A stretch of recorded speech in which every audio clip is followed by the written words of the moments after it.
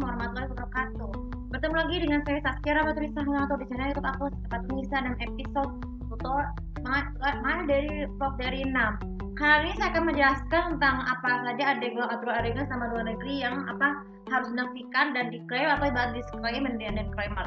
So, jadi gini, dalam beberapa tahun terakhir, dunia pertanian Indonesia itu kan makin agak gempar dengan adanya bukan hanya tangan sinetron dalam negeri, tapi juga sinetron luar negeri dari beberapa belahan negara, mulai dari negara Tiongkok, Korea, Turki, terus juga India, terus juga dari Amerika dan juga Meksiko. Tapi beberapa tahun di tahun 2025 lalu juga sempat ASF itu sempat booming dengan 3 drama Turki yang ditonton seperti misalnya Emanet, Saat Laser, dan Kuma ya, yang sama-sama tuh ditayangkan dari sama 26 Mei sampai 30 Desember. Ini bagi bagus banget buat kalian yang ngasih kangen sama ketiga series tersebut ditayangkan di STV dengan syaratnya gimana? Dia harus memupus aktivitas lawas ya. Karena berapa alasan gini? Karena alasannya jadi sering ulang-ulang, Kesa itu terus ya, dan share ratingnya tuh sering anjlok ya tuh dulu lama karena terbukti banget banyak dari All Data Nielsen datanya aktif lawas itu ternyata masih berada di bawah top 10 yang mengakibatkan nantinya Anda bukan bosan nih. Aku sebenarnya nggak bikin datatif ya, kemarin aku minta maaf juga pas waktu Facebook tuh saya juga sering bikin mereka tuh bohong, tapi aku udah maafin dengan karena kan harus menjaga bersosmed ya.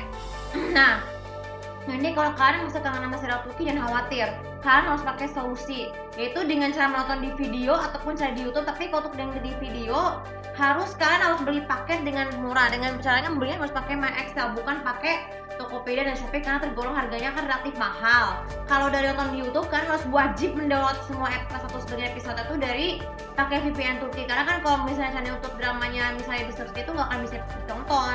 Jadi cara cuma satu, harus pakai VPN Turki buat nonton semua fullnya. Oke, nah berkaitan dengan itu juga, namun ada berapa adegan harus disclaimer ya. Apa saja sih adegan yang harus disclaimer atau dinafikan? Pertama dari ini, adegan seks bebas. Sebenarnya seks bebas itu bukan hubungan antara cowok atau cowok ceweknya, itu kan udah terbiasa yang dilakukan oleh para aktor artisnya, karena gini, karena kebanyakan genre drama luar negeri bermain romansa, action, thriller. Namun beberapa adegan itu ada yang harus disclaimer tuh, kayak misalnya ciuman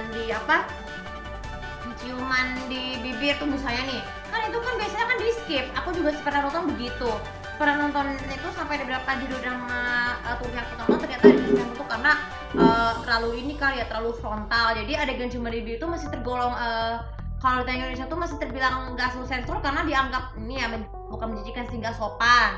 Terus ada lagi, yang sedangkan yang diklaimnya apa yang boleh dicium? Yang boleh diklaim itu adalah ciuman di pipi, terus ciuman di kening di sini. Kenapa? Karena dengan adanya bagian tubuh itulah yang bisa menunjukkan kastanya itu jauh lebih sopan ketimbang di bibir. Yang kedua, mengenai senjata tajam. Kalau adegan senjata tajam tuh kayak misalnya ada pisau, pistol, ataupun apa tuh namanya kayak obor detonator api itu ya, itu pernah muncul sengaja di blur ataupun dihilangkan adegan itu supaya diperbesar ataupun ada adegan di blue grayscale. Karena misalnya gini kan biasa tuh soalnya wajar, jadi yang kita pegang itu bukan proses syuting itu bukan pisau benar, tapi melainkan pisau mainan yang menjadi tumpul ataupun peluru mainan. Jadi itu udah disclaimer ketika tembak tersebut. Tapi di klaim itu adalah kalau senjatanya tuh, kalau pisau tuh tidak menembak kayak musuh gitu, tapi sisir sasarannya ke arah tubuh ya. Biasanya kan kalau misalnya adegan penembakan ke arah tubuh yang vital kayak misalnya di sini atau di sini, itu biasanya cukup wajar, tak pasakan dari harus tetap di blur ya. Nah, yang ketiga mengenai adegan berdarah.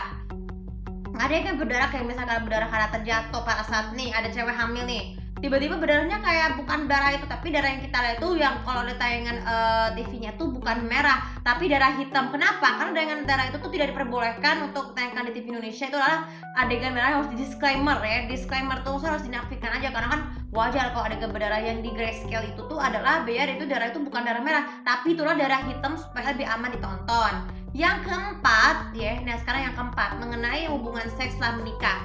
Kalau adegan ciuman itu juga ada hubungan, misalnya dua adegan ranjang nih. Adegan ranjang misalnya yang diperbolehkan itu yang disclaimer itu adalah yang pakaiannya tuh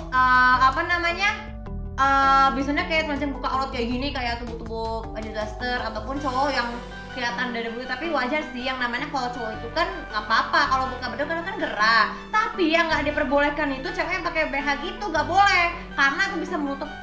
Tapi diperbolehkan yang harus disclaimer dulu supaya ini Sedangkan kalau apa ya, yang diklaim itu adalah baju tidur yang biasa, karena kan pakai tangan panjang atau panjang ataupun pendek ya nggak apa-apa, karena kan baju tidur itu kan ini bisa buat dingin gitu loh. Kalau adegan misalnya kayak berhubungan seks tapi harus yang soft itu harus cium di misalnya dengan pelukan di tempat tidur ataupun cuma di tempat tidur wajar, bisa tiba-tiba biar tujuannya kalau itu pada tidur lebih tenang. Lalu kemudian yang kelima nih, yang kelima adegan mandi.